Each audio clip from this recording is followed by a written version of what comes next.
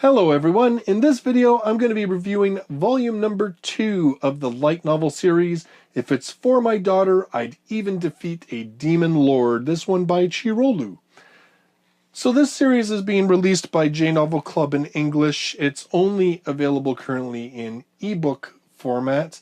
So in this volume, we continue the story of Dale and Latina. Latina being a very young girl from the race basically called devils, basically humanoids, but they're very gifted in magic. They have very long lives and pretty much only differ from humans other than those ways. The only visible difference is they have horns. Latina is very young. She's only about 8 years old when we first meet her in volume number 1. And of course, her adoptive father, Dale, himself just sort of like leaving his teens. And he's an adventurer who finds Latina in a forest. Her father has died protecting her. Dale ends up adopting her. The first volume very much about sort of Latina acclimatizing herself to this new life, Dale getting used to his new responsibilities. Now, in Volume 2, we join these characters about 2 years later. Their relationship is a little bit firmer. Most definitely, their relationship's quite strong. And at this point, Dale sort of says, now that at this point we can say that this is permanent. I am her dad. She's my daughter. We're not going to separate from one another. And we've both become pretty much really dependent on each other. Now is a good time to go back to my home village and introduce Latina to my family and introduce them to her and allow her to sort of see where I come from and to learn a little bit more about myself. He's also doing this because he needs a new leather coat that he uses as armor, and apparently the people in his village are very gifted at creating these kind of items. So it's sort of a two birds with one stone type of thing. And so this volume is primarily about 2/3 their road trip to get to the village, and then about the last third of the novel is what goes on once they're in the village. This series, at this point, is slice of life fantasy style. So we really don't have much in the way of conflict. There is one slight battle that takes place early on in the book, and then pretty much after that, it is a very gentle, very no-tension type ride where Latina is endeavoring to learn new things and to try and make herself be useful and helpful. And Dale tries to not act like a complete idiot because he's just so in love with this adorable little girl and is just so happy that she's come into his life because, again, we're told how he was starting to go to a very dark place, and having her now has given him a reason to retain his humanity, a reason to keep going, and giving him something to actually fight for that's there every single day in front of him. Again, structurally with this book, we're very similar to volume number 1. So each chapter is a new experience. So, Latina learns to cook this. Latina spends her first night in a Beastman village. Latina, so it's all about sort of these first experiences that Latina's having on this trip, and then the new experiences that she has once they arrive at Dale's village.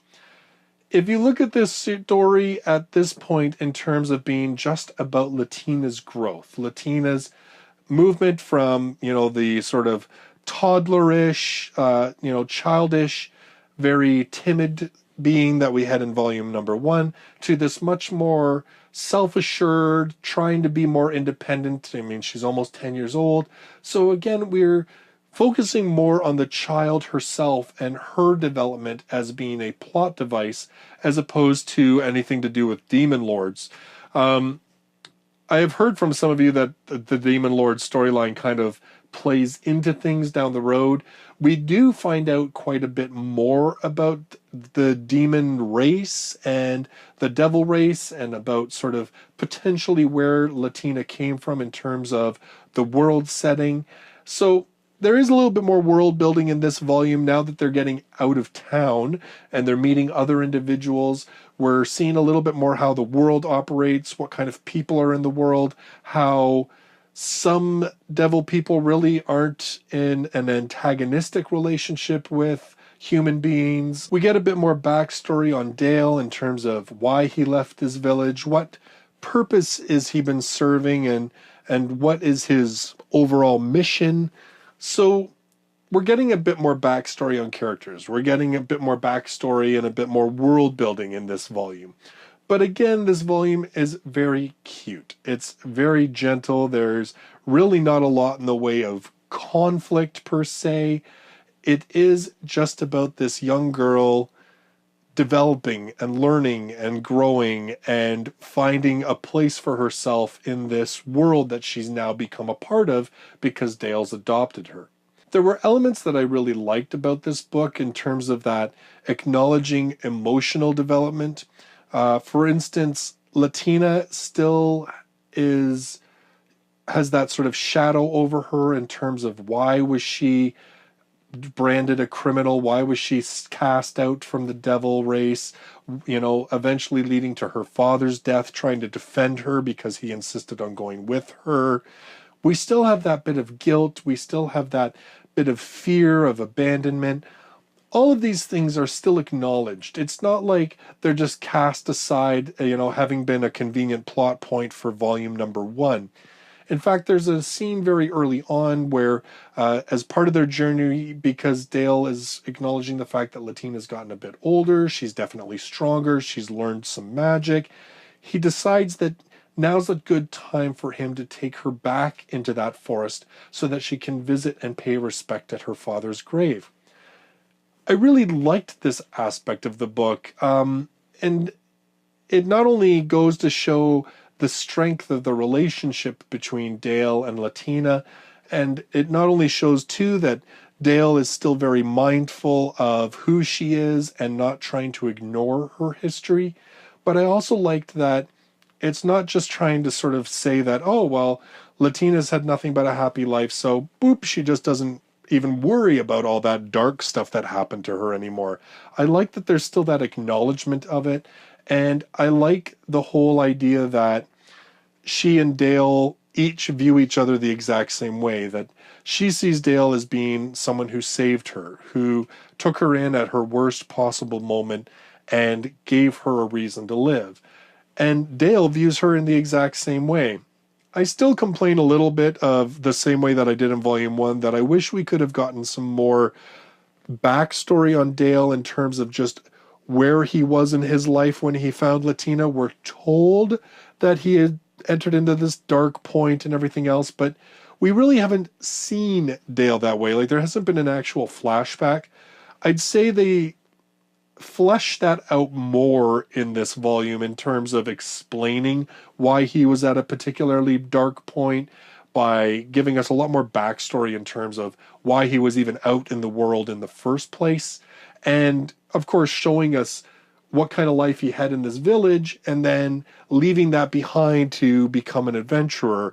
So again, this volume does a lot in terms of building backstory. But at the same time, I would say the bulk of it is devoted to that forward movement of Latina's development and growth as a person. So if you're looking at the title of this, Demon Lords, and thinking that there's going to be battles, there's going to be wars and all that kind of stuff, at this point, there is none of that in this series. In fact, I think there were actually more scenes involving battle in the first volume than there were in this second book. So if you're looking for that kind of thing, thinking that's what you're going to get because of what's in the title, at this point, that's very much not true. I don't know how the series progresses. I believe at least some of you have said the whole Demon Lord does kind of play into things a little bit more. We have found out a little bit more about the Demon Lords and stuff like that. But in the end, if you're looking for something that is heartwarming, if you're looking for something that is sweet and is kind of cute, sometimes it's literally fluffy puppies. In a way, you know what, I had to laugh when I was reading this, because I thought to myself, as we talk about light novels, or I talk about light novels with all of you, I often talk about the whole idea of wish fulfillment, that a lot of light novels are serving that purpose. Things like, Kirito being this scrawny gamer kid total nerd who becomes a superhero and gets to date the really intellectual, capable, and beautiful Asuna. How we have average Joe guys who kind of fall into a situation where all of a sudden they have a harem of beautiful girls fighting over them. A lot of light novels are that kind of fulfilling wishes. Even certain instances where we have what we would call like revenge wish fulfillment. In this series, I kind of was like, this is like parent wish fulfillment. It is like, what would the ultimate child be like? I know some will prefer boys, but in essence, in terms of behavior, what would the ultimate child be like? The parent that was incredibly thoughtful and capable and blah, blah. That is what this book is. This book is like parental wish fulfillment. I might have even said that in volume 1, but I'd say it's even more true now in volume number 2. All in all, it's a really well-written series. There's lots of decent imagery in it. The relationship between Dale and Latina is very sweet. Even when there's the odd little bump in the road, they resolve it in a way that's very true to the characters. I mean, you can't help but like Latina. I mean, that's the whole point of the series, is for you to fall in love with this little girl. Dale is this really capable and thoughtful individual who's not always perfect, but he's getting there.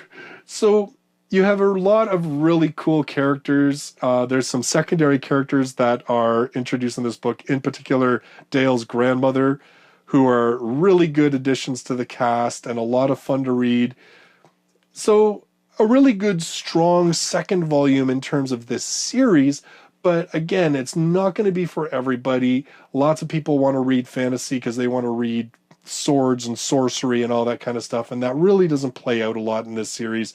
But if you're looking for something that's just really gentle and a really kind of fun way to escape the, nuclear threats and raging fires and tornadoes and hurricanes and all that kind of stuff that's currently going on in the world, this is a pretty good series. So those are my thoughts on volume number 2 of If It's For My Daughter, I'd Even Defeat a Demon Lord. If you're interested in picking up this volume, I do have links for Amazon.com, .ca, and .uk in the description down below. It gets me a couple of pennies if you pick up the book through those links, which I really appreciate. So if you want to pick it up, feel free to use those links.